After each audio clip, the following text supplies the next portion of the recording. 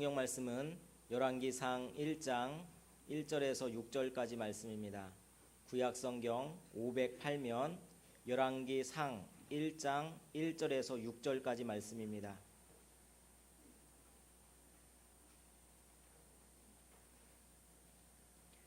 한 절씩 교독하시겠습니다. 다윗 왕이 나이가 많아 늙으니 이불을 덮어도 따뜻하지 아니한지라.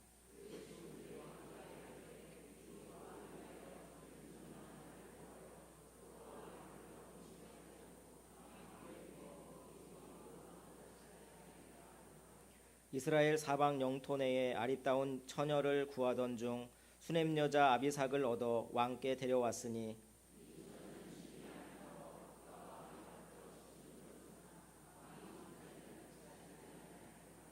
그때에 핫깃의 아들 아도니아가 스스로 높여서 이르기를 내가 왕이 되리라 하고 자기를 위하여 병거와 기병과 호위병 50명을 준비하니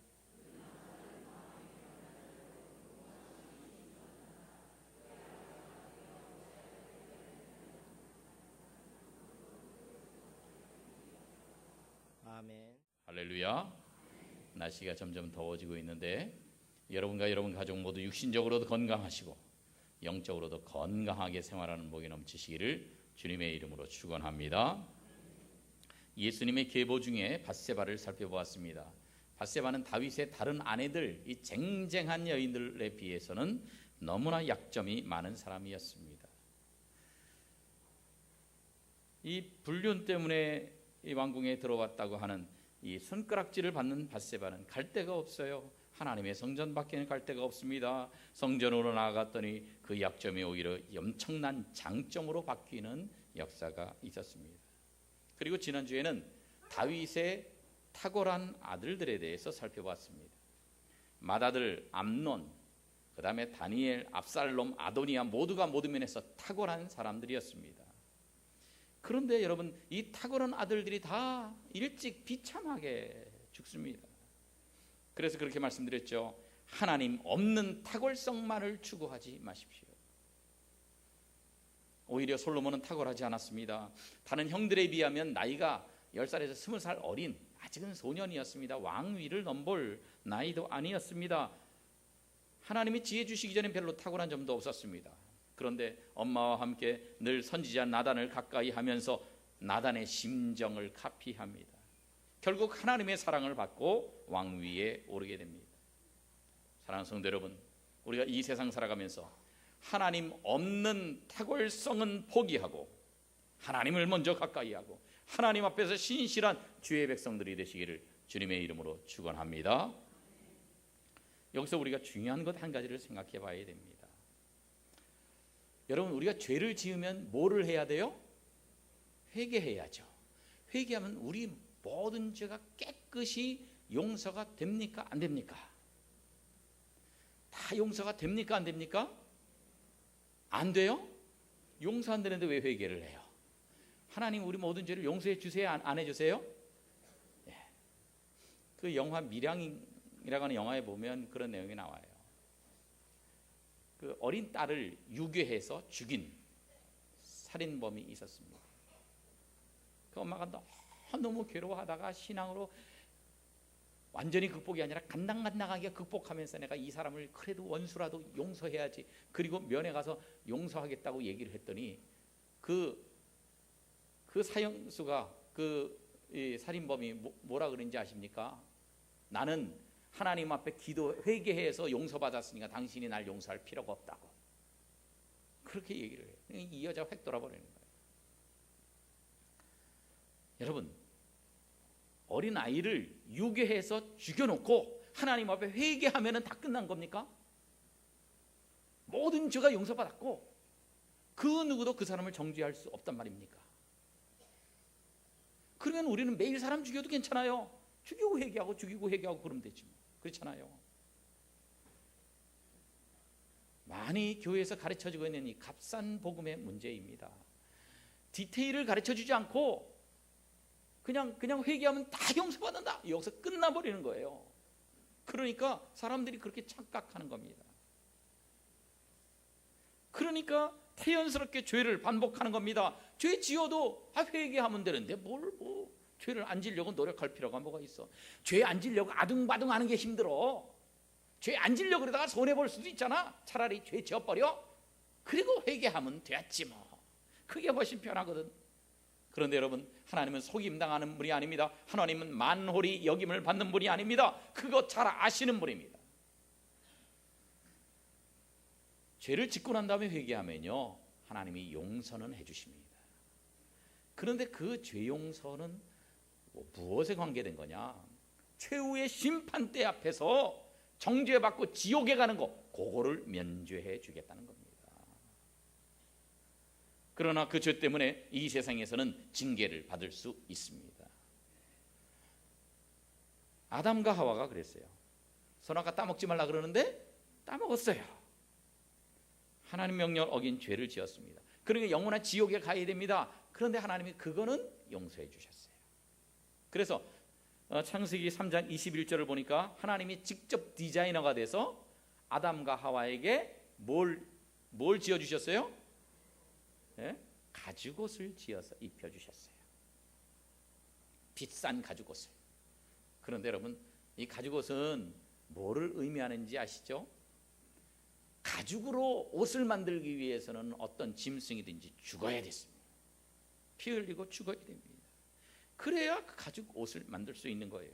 이 가죽 옷은 단순한 가죽 옷이 아닙니다. 이것은 앞으로 오실 예수 그리스도, 그리고 그의 십자가와 보혈을 상징하는 것이었습니다. 그러니까 하나님이 가죽 옷을 지어 입히셨다는 건 그리스도의 보혈로 그들을 용서해 주셨다는 거예요. 앞으로 오실 예수님의 보혈 공로로 아담과 하와도 죄 사함을 받았습니다. 그래서 지옥에 가지는 않게 되었습니다. 그러나 용서해 주셨다고 징계가 없느냐? 징계 있어요.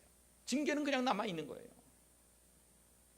창세기 3장 16절에 보니까 하와는 임신과 출산에 따르는 고통을 당해야 했습니다.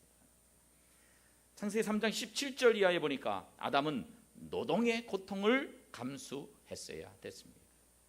그리고 이 두 사람은요, 24절에 보니까 에덴 동산에서 쫓겨나야 됐습니다. 용서해 주셨지만 이런 고통과 쫓겨남은 있었다는 거예요. 뿐만 아닙니다. 선악과를 안 먹었으면 안 죽을 수 있었어요. 이 사람들, 아담과 하와는 안 죽고 영생할 가능성이 있는 존재였습니다. 그런데 육신이 죽어서 흙이 될 수밖에 없는 징계를 받았습니다. 그래서 창세기 3장 19절에 보니까 너는 흙이니 흙으로 돌아갈 것이나, 곧 죽어야 된다는 거예요. 안 죽을 수도 있었는데 죄 지었으니까 죄는 용서받았어도 징계는 있다는 거예요. 죽어야 된다는 거예요. 그렇습니다. 우리는 기억해야 됩니다. 우리가 죄를 회개할 때 하나님이 값없이 우리의 죄를 용서해 주시지만 징계는 남아 있을 수 있습니다.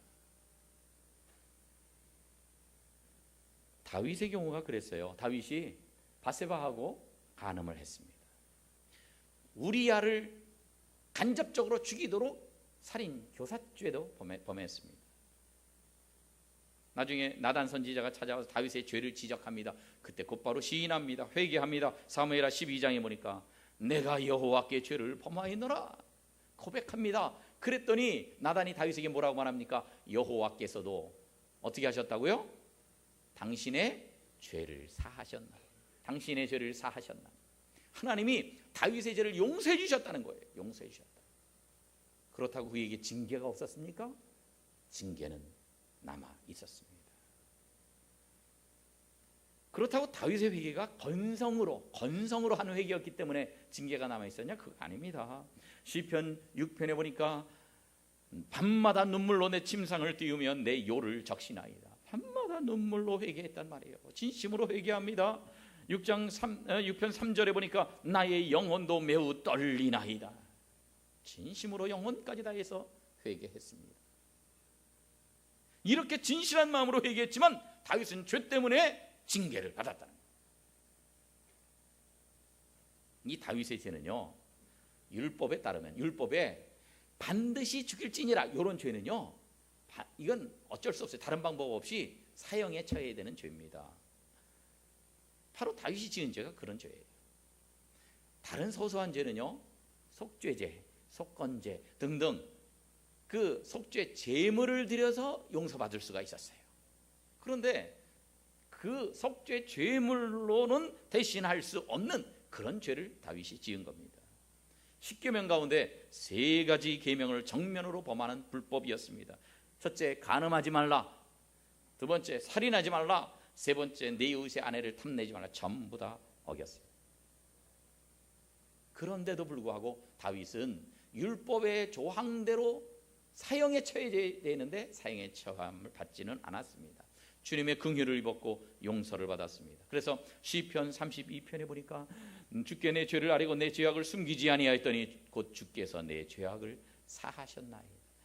하나님이 다윗의 죄악을 용서해 주셨다. 그렇게 스스로 기록하고 있어요.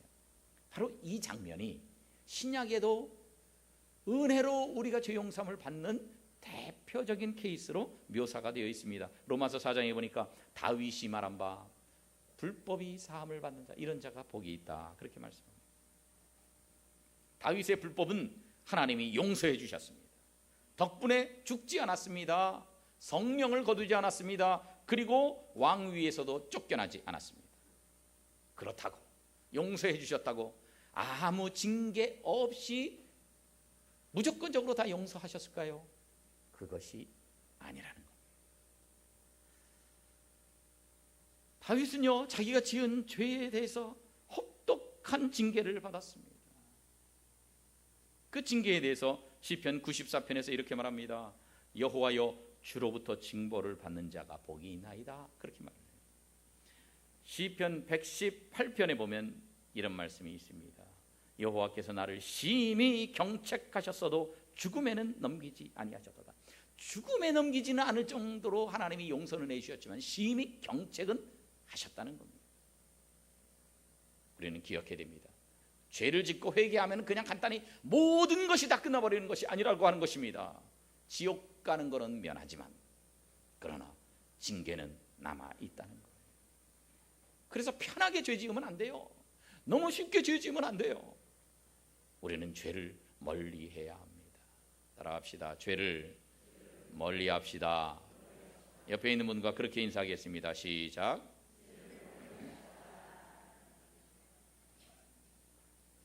우리가 죄를 멀리해야 됩니다.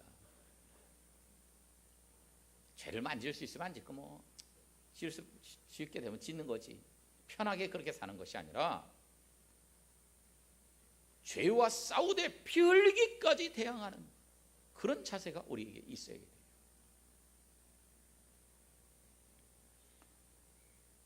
죄를 지은 다윗이 죄는 용서받았지만 징계를 받았는데 다윗이 받은 징계가 무엇입니까? 첫째, 칼이 내 집에서 결코 떠나지 아니하리라 하는 그런 징계입니다. 사무엘하 12장 10절에 보니까 그렇게 말씀하고 있습니다. 두 번째는 고륙상제입니다. 가족들끼리 서로 싸우고 잡아 죽이려고 그리고 막 그러는 거예요. 사무엘하 12장 11절에 보니까 내가 너와 내 집에 재앙을 일으키고 내가 지은 죄 때문에 집안이 엉망진창이 되버려요. 세 번째, 아내들이 공개적으로 욕을 당합니다. 사무엘하 12장 11절 이하에 보니까 그 사람들이 내 아내들과 더불어 백주에 동침하리라.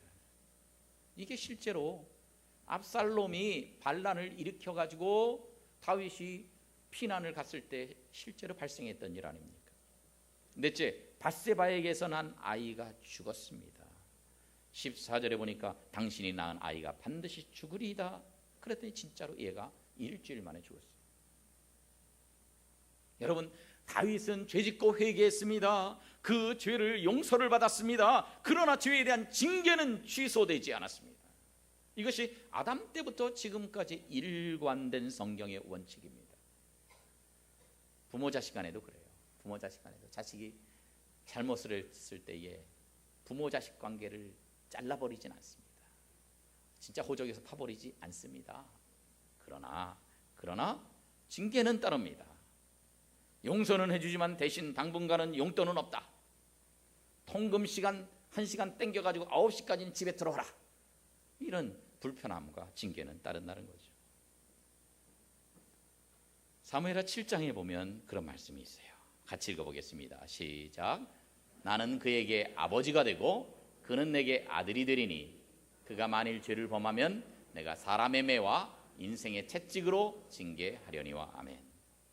나는 이라는 건 하나님이에요. 하나님이 다윗과 아버지 아들 관계를 맺으셨다는 거예요. 다윗이 비록 죄를 지었어도 아버지 아들 관계를 파기하지는 않겠다는 겁니다. 그래도 아들이라는 거예요. 구원은 시켜주신다는 거예요. 그럼에도 불구하고 죄를 범하면 그 사람의 매와 인생의 채찍으로는 징계하시겠다는 거예요. 그렇습니다. 우리가 회개할 때에 이전에 범한 모든 죄를 용서받았습니다. 주님은 기억하지도 않겠다고 말씀하셨습니다. 그러나 그것은 죄로 말미암아 최후의 심판 때 당하는 그 정죄, 지옥에 갈 우리가 값없이 천국 가게 됐다는 그런 은혜를 입었다는 것이지, 내가 지은 죄 때문에 고통이 없다는 건 아니에요. 지금도 사람 막 찔러 죽이고 매일매일 사람 찔러 죽이고 다녀도 죽이고 나서 하나님께 회개만 하면 다 되겠네? 전혀 그렇지 않다. 죄가 드러나면 명예를 잃어버립니다. 죄 때문에 수치와 멸치를 당합니다. 밧세바처럼 모든 사람들에게 손가락질을 받고 왕따 당하고 평생 괴로움 당합니다. 인간관계가 파괴됩니다. 이런 각종 징계가 우리를 따라다닌다는 거예요. 심지어 어떤 징계는 다윗처럼 평생토록 따라다니며 그를 너무너무 괴롭히기도 했습니다. 그런데 여러분, 하나님이요, 용서해 주셨으면, 회개했을 때 용서해 주셨으면 그냥 싹 다 고통도 없게끔 해 주셔야지 왜 징계를 하시냐 말이에요. 징계도 안 하셔야 훨씬 더 사랑의 하나님이고 은혜의 하나님 아니겠어요? 그런데 왜 징계를 하실까요? 하나님이 왜 징계하십니까? 회개한 자에게 징계 없이 무조건 모든 것을 다 면제시켜주면 사람이 죄를 끊지를 않기 때문에 죄를 끊을 수가 없어요. 징계를 하면 징계는 죄에 대한 경각심을 갖게 하고 하나님 앞에서 바로 서게 하는 것입니다. 그래서 징계를 받은 다윗이요, 시편 119편에서 이렇게 말합니다. 같이 읽어봅니다. 시작. 고난당하기 전에는, 아멘, 고난당하기 전에는 그릇 행했다는 거예요. 고난당하고 나서는 이제는 주의 말씀을 지키게 되었다는 거예요. 그냥 값싸게 회개 한번 싹 해버리고 끝나는 것이 아니라 고난을 통해서 정말로 철저하게 하나님 말씀대로 살아야, 죄 지으면 안 돼야지, 이걸 확실히 인식하고 나서 주의 말씀을 지키게 되었다, 그렇게 고백하고 있습니다. 히브리서 12장에 보면 아버지가 징계하지 않는 아들이 어디 있겠느냐, 징계는 다 받는 것이다, 만약에 너에게 징계가 없으면 사생자여 친아들이 아니라고 말씀합니다. 하나님 우리 아버지 되시기 때문에 너는 내 자식 아니여, 지옥으로 가, 이렇게까지는 안 하시지만 그래도 징계는 하신다. 사랑하는 성도 여러분, 우리는 편하게 죄는 회개하면은 모든 것이 완벽하게 없어졌다고 생각하는 이 값싼 복음에서 깨어나야 됩니다. 우리는 죄의 위험성과 죄의 파괴력을 잘 알아야 됩니다. 무서운 것입니다. 죄는 누가 죄를 상관없다 하는가? 죄 져도 상관없어? 누가 그렇게 말합니까? 우리 시대의 결정적인 문제점이 바로 이거예요. 죄를 가볍게 여긴다. 죄 지면 어때? 회개하면 금방 괜찮은 거. 잘못 가르쳤어요. 교회에서 성경대로 가르친 것이 아니었습니다. 다윗이 죄짓고 회개했지만 그 후에도 그 죄는 악착같이 다윗을 따라다니면서 그를 괴롭혔던 것을 우리는 잊지 말아야 됩니다. 죄짓고 회개 1분만 회개해도 되는데 뭐, 그게 아니에요. 여러분, 우리가 진정한 회개라는 건요, 하나님 내가 이렇게 죄졌습니다, 용서해 주세요, 죄를 고백하는 데서부터 시작하지만 그것으로 끝나는 것이 아닙니다. 거기서부터 시작해서 그 죄를 내 삶에서 씻어내는 과정, 그 죄를 내가 끊어버리는 과정이 반드시 필요하다는 거예요. 그래서 이 죄가 얼마나 무서운 것인지, 죄가 내가 이 보험직도 하고 먹음직도 하고 지혜롭게 할 만큼 탐스럽기도 했는데 아니다, 이게 무서운 거다, 나를 이렇게 괴롭히는 거다. 이 죄에 대한 경멸이 생겨나야 되는 거예요. 죄에 대한 뭐가 생겨나야 된다고요? 경멸이 생겨요. 죄에 대해서 경멸해야 돼.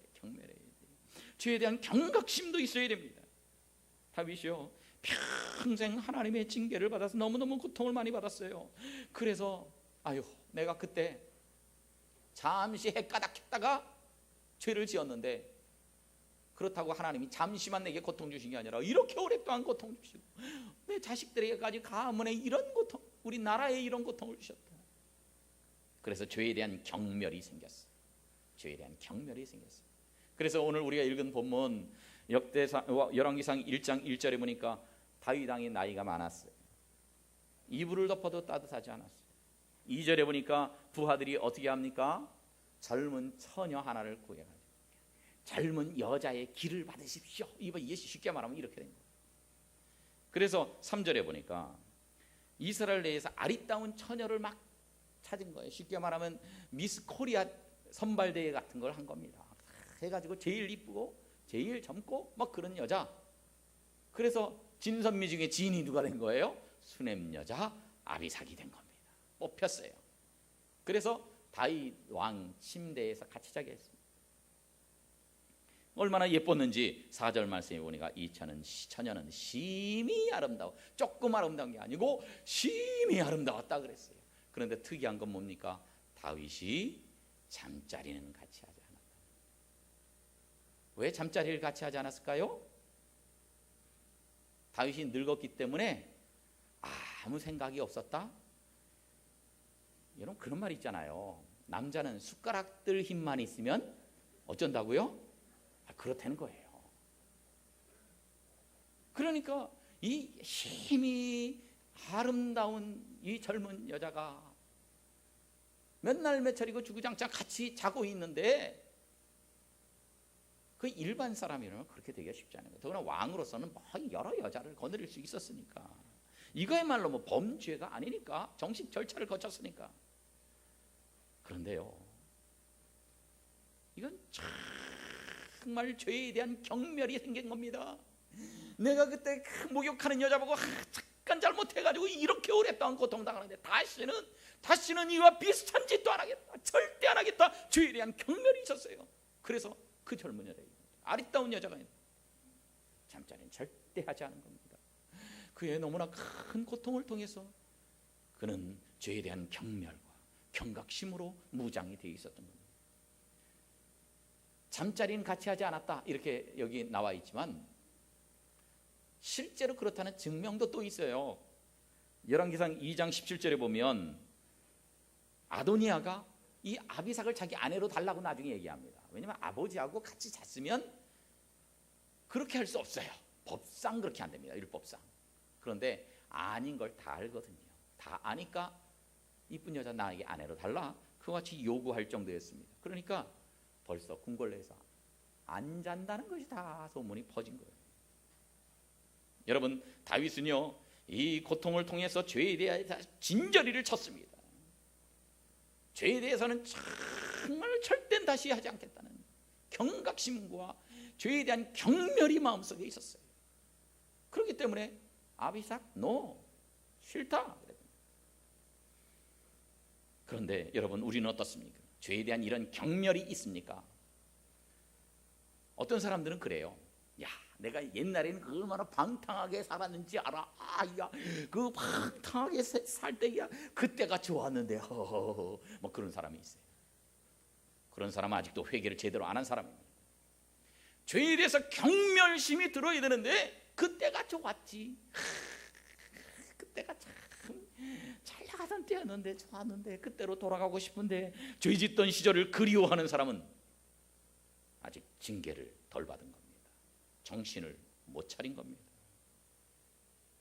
정말로 깨달은 사람은 죄를 경멸합니다. 다시는 내가 이 죄에 짓지 않겠다고 경멸하는 거예요. 사랑하는 성도 여러분, 우리가 죄를 지을 수도 있고 안 지을 수도 있지, 이렇게 죄에 대해서 쉽게 생각하는 것이 아니라 다시는 죄를 짓지 않겠다고, 죄에 대해서 경멸하고 죄에 대해서 경각심을 가지고, 그리고 그 죄와 싸우되 피 흘리기까지 싸워서 우리의 성결함과 거룩함을 지켜나가는 복된 성도들 되시기를 주님의 이름으로 축원합니다. 여기서 한 가지 더 생각할 게 있습니다. 그것은 밧세바의 트라우마입니다. 밧세바는 다윗이 평생 그렇게 고생하는 거 봤어요. 너무너무 힘들어하는 거 봤어요. 피난 쫓겨다니는 거 봤습니다. 자식들 죽는 거 봤습니다. 별별 일 다 다윗 때문에 생겨난 일이에요. 사실 다윗에게 대한 징계로 생겨난 일들이에요.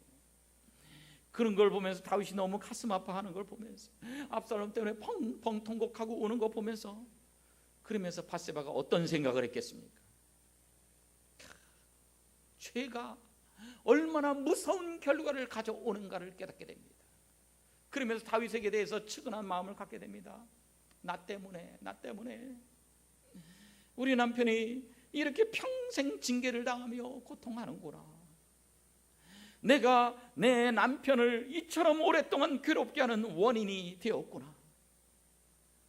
살아보니까 다윗이 진짜 선한 왕인데, 이 착한 왕인데, 이 선한 왕이 철저하게 가슴앓이를 하게 되는데 나 때문인데, 나도 일조했는데, 이런 안타까움이 밧세바에게 있지 않았겠습니까? 그리고 죄가 무서운 것이다. 죄는 절대 지어서는 안 될 것이다. 죄에 대한 경멸을 깊이 느꼈을 것입니다. 그런데 여러분, 다윗의 족보가 역대상 3장 1절 이하에 보면 있는데, 거기를 보면 밧세바가 자식을 제일 많이 낳았어요.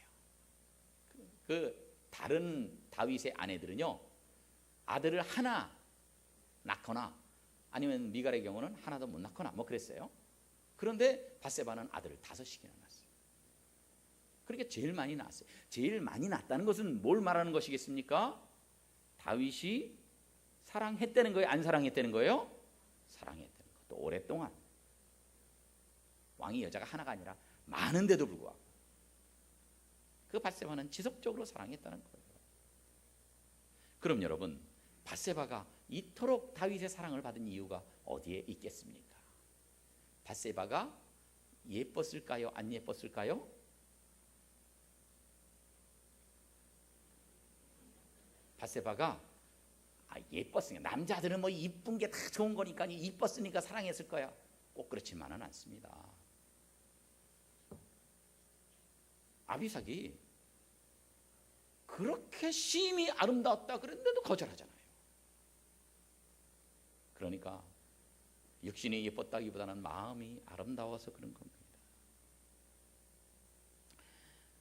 다윗이 죄에 대해서 너무 가슴 아파하고 다시는 죄를 지어서는 안 된다, 죄가 무서운 것이다, 죄에 대한 경멸을 느끼고 있는데, 역시 밧세바도 죄에 대해서 철저히 가슴 아파하고 죄에 대한 경멸을 같이 느끼고 있는 여인에 대한 영적인 동질감이 있었다는 거예요. 그리고요, 이런 점에서 밧세바와 다윗은 영적 채널이 잘 맞는 사람이었습니다. 하나님 앞에서 경건한 스피릿을 갖고 있는 그러한 부부였습니다. 여러분, 겉모습은 이뻐도요, 마음이 안 통하고, 아이고 이게 벽창하고 그러면요, 이게 좋아질 수가 없는 거예요. 영적 채널이 잘 맞아야 돼요. 이런 사람을 영이 통하는 사람이다, 그렇게 말합니다. 다윗은 이런 순수한 영적 감수성을 같이 가지고 있는 이 아내를 사랑했고 가까이 하게 됩니다. 결국 이 여인에게서 그 차기 왕이 나오게 되었던 것입니다. 영이 통하는 사람이었어요. 영이 통하는 사람. 여러분 가정에서도요, 여러분들도 여러분 가족들과 순수한 깨끗한 신앙으로 영이 통하는 사람들이 되시기를 주님의 이름으로 축원합니다. 사실 다윗은요, 밧세바와 영이 통하는 것뿐만 아니라 하나님과도 영이 통하는 사람이었습니다. 사도행전 13장에 보니까 내가 이새의 아들 다윗을 만나니 무엇에 맞는 사람이라 그랬어요? 내 마음. 내 마음이 누구의 마음입니까? 하나님의 마음이에요. 다윗이 하나님 마음에 맞는 사람이라.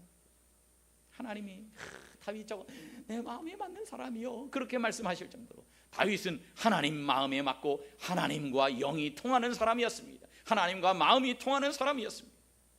그러면 다윗과 밧세바와 영이 통하는 사람이었는데, 다윗이 하나님과 영이 통했다는 것은 밧세바도 하나님과 영이 통하는 사람이라는 거예요. 그래서요, 나중에 아도니아가 왕이 되려고 할 때에, 아직 솔로몬은 왕 될 꿈도 못 꿀 그런 상황인데도 불구하고 이 아도니아에게 모든 신하들이 다 갔어요.